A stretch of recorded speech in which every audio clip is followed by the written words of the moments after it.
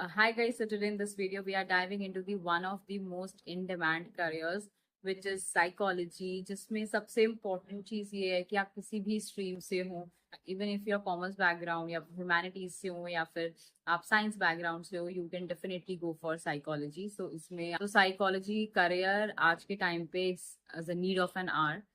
Is a need of an hour. हर किसी को एक काउंसलर की जरूरत है, हर किसी को एक थेरेपिस्ट की जरूरत है. आपने यू मस्ट हैव हर्ड कि बहुत सारे सेलिब्रिटीज के अपने personal counsellors and personal therapist उन लोगों ने हायर किए होते हैं.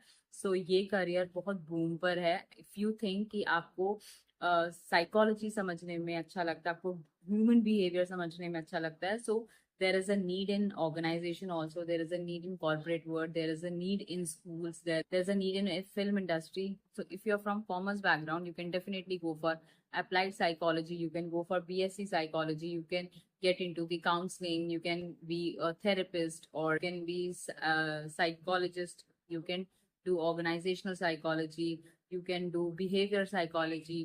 सो और इवन कंज्यूमर बिहेवियर. सो बहुत बड़ी बड़ी कंपनीज में भी जब भी रिक्रूटमेंट प्रोसेस स्टार्ट होता है, so you really need to have some sort of psychology background to know or to train the employees of the companies.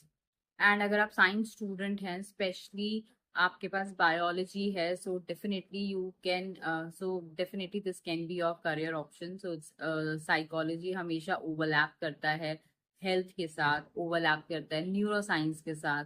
So you can do BSc psychology, you do BSc neuropsychology. Later you can get into the clinical psychology.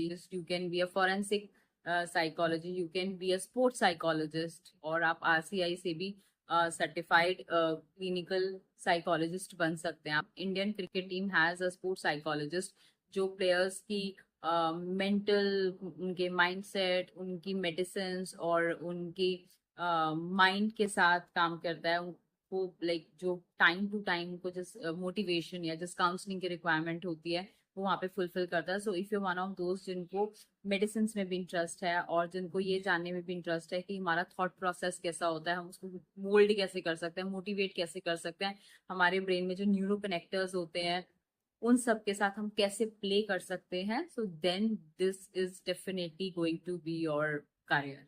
सो अगर आप humanities से हैं, so you can get in to the counselling. If you are from humanities you can get in to the counselling because यहाँ पे आपको थोड़ा सा आपको यहाँ पे बीएससी साइकोलॉजी की तरह यहाँ पे आपको केमिकल्स या केमिकल मैसेंजर या न्यूरो ट्रांसमिटर्स इन सब के बारे में बताया जाएगा, but that would be the upper layer of everything. You will not deep dive into it.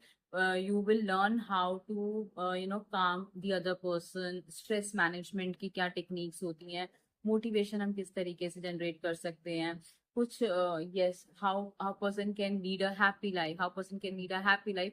तो इन सब चीज़ों की काउंसलिंग होती है, जहाँ पे हमने काउंसलिंग को साइंस और मेडिसिन और इन सब के साथ जोड़ा. Then it is for the biology student. They can go for BSc psychologist, they can be clinical psychologist.